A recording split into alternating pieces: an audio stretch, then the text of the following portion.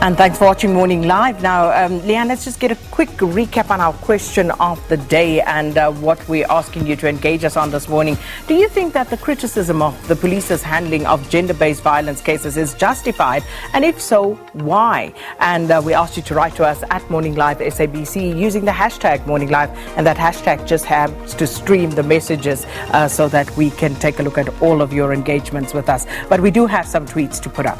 All right, first up, Stuart. Morning, beautiful ladies. I think it's justified looking at how ladies are losing their lives at the hands of men with little happening to prevent or apprehend the suspects.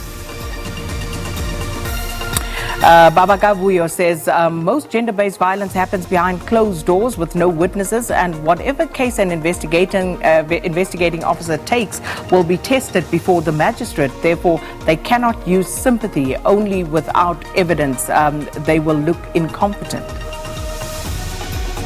Yes, I think the police training is essential to that effect.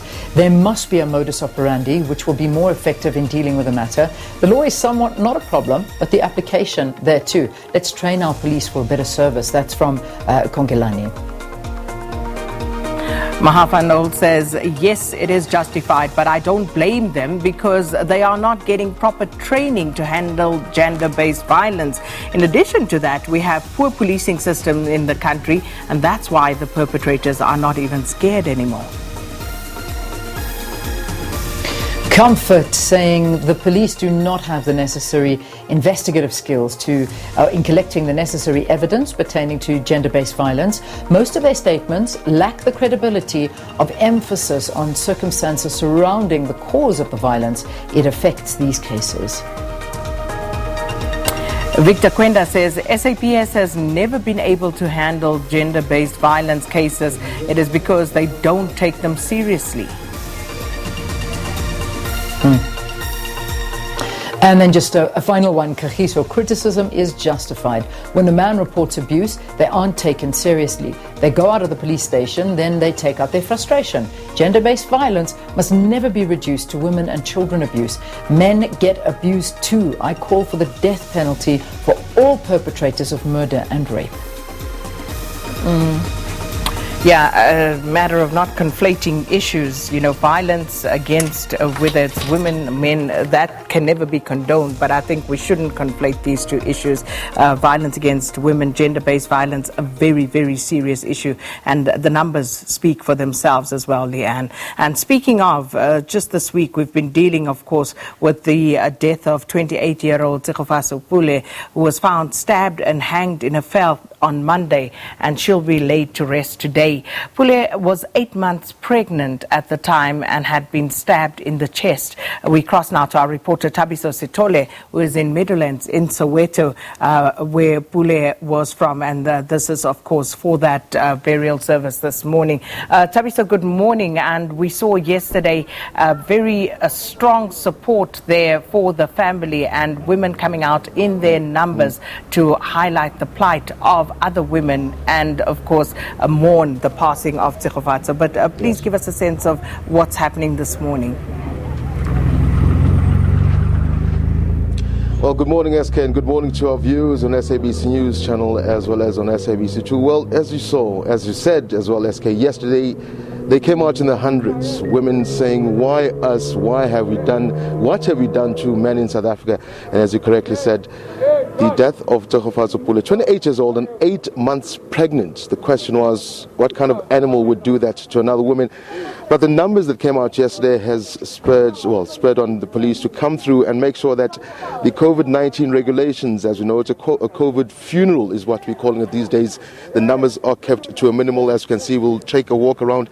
As you can see, the police are out here. They had a brief meeting with the family a short while ago where they actually had a chat to them and warned them about making sure that the numbers stay as low as possible. As you can see, they're still here on the scene and they're still mapping out on how to try and block up the road and make sure that people come in numbers. But we're going to walk SK to where the procession is going to happen, if I can call it that. This is where the family are going to be seated. On the left of the tent there is Tshegofatso's home. The seats are already up. We're expecting, as you can see, not that many people. We saw the uncle a couple of days ago when he spoke to us saying, look, people, we understand that Tshegofatso by many, but please, can we adhere to the 50-person rule? Let us stay at home. As a family, we'll mourn her. You can pick up everything about the funeral on the news channels, as we are right here as well. And there she is. This is where we're expecting to have the family come through and have their service for the late Tshegofatso Pule. 28 years old, as we said. It has touched many people in South Africa, touched many people internationally. As we've been reporting, we've been getting questions from our fellow reporters overseas asking us to come to us and have a chat to them. And unfortunately, because we work for the SABC, it's proprietary information that we have. It is a big story in South Africa. The question again, SK, is amongst the COVID-19, amongst the pandemic that is currently going on, our women still suffer.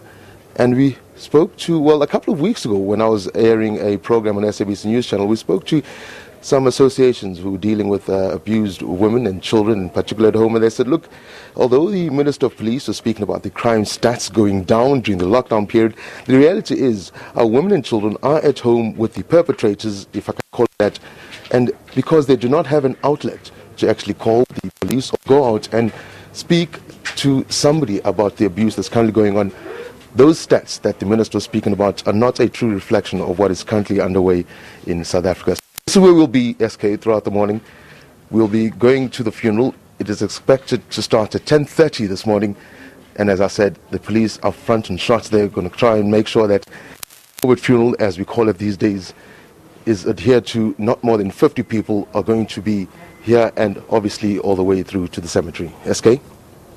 Well, thank you so much, Thabiso, and of course we will be following up as well. Thabiso Sithole has been on this particular story, covering it for us comprehensively from the time that we picked up on it. And as he says, that funeral proceeding will take place later on today and adhering to the very strict COVID-19 funeral regulations. And this is what funerals are about these days, restricted to that number 50. And I think people need to actually go through a process whereby they need to provide the details of those who will be in attendance at funerals as well. So all of that, Thabiso Sithole will be giving us more details on throughout the morning. Right now, we're going to take a quick break, and then Valen will